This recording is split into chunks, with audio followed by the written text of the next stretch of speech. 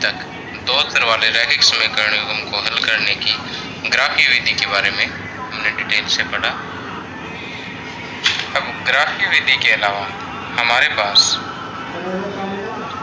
3 बीजगणितीय विधियां भी है। इसमें सबसे पहले आता है प्रतिस्थापन विधि, जिसका आज के इस लेक्चर में हम डिटेल से अध्ययन करेंगे। उसके बाद आता है विलोपन विधि और उसके बाद है वज्रगुणन विधि। तो अभी मैं आपके सामने ये डिस्कस करूंगा कि जब हमारे पास ग्राफीय विधि है तो बीजगणितीय विधि की क्या आवश्यकता है। ये देखिए, ग्राफीय विधि में हमें समीकरण युग्म दिया है। प्रत्येक समीकरण युग्म के लिए हमने इस तरह से ग्राफ ड्रा किया था, जहां प्रत्येक समीकरण को निरूपित करने वाली जो रेखाएं हैं एक दूसरे को प्रतिच्छेद करती हैं। उस बिंदु के निर्देशांक जो हमें इस दिए गए समीकरण युग्म का हल बताते हैं। जैसे यहाँ पर दोनों रेखाएं एक दूसरे को बिंदु 7, 3 पर प्रतिच्छेद करता है, तो x बराबर 7 और y बराबर 3 इस समीकरण युग्म का हल है। तो अब देखिए समस्या कहाँ आती है।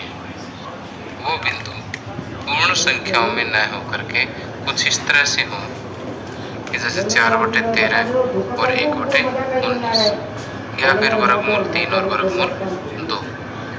अगर जहाँ पर ग्राफ प्रतिच्छेद करते हैं वो बिंदु कुछ इस तरह के हो तो उनको पढ़ने में त्रुटि होने की संभावना रहती है। इसलिए हमें बीजगणितीय विधियों की आवश्यकता पड़ी है।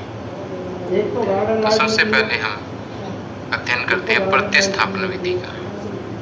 तो प्रतिस्थापन विधि क्या है, इसको हम प्रश्नावली 3.3 के प्रश्नों को हल करते करते ही सीख जाएंगे। ये विधि क्या है और इसको हम इस तरह से यूज करते हैं। प्रश्नावली 3.3 प्रश्न नंबर 1।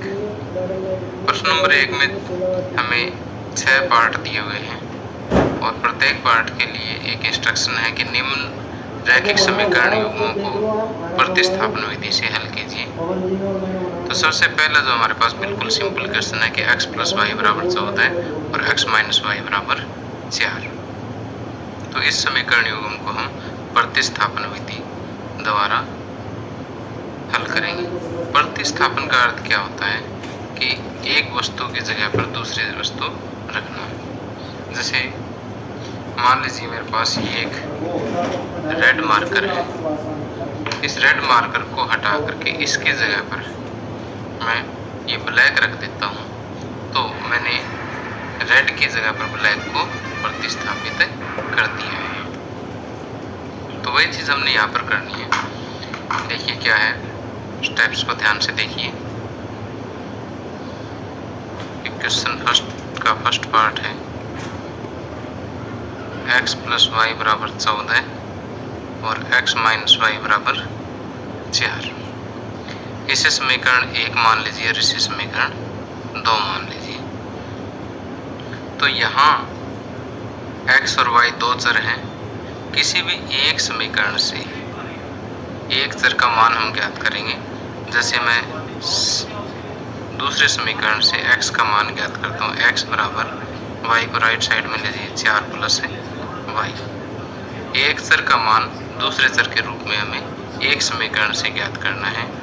वो आपकी मर्जी, जिसमें से आपको आसान लगे उस समीकरण में से आप एक चर का मान दूसरे चर के रूप में ज्ञात कर सकते हैं। चाहे तो y का मान x के रूप में ज्ञात कर लीजिए, चाहे x का y के रूप में ज्ञात कर सकते हैं। तो जैसे हमने यहाँ x का मान ज्ञात कर लिया y के रूप में, तो इसे मैं समीकरण 3 का नाम दे देता हूँ। अब देखिए कि जैसे ये मान हमने निकाला कहाँ से, सेकंड समीकरण से, दूसरे समीकरण से।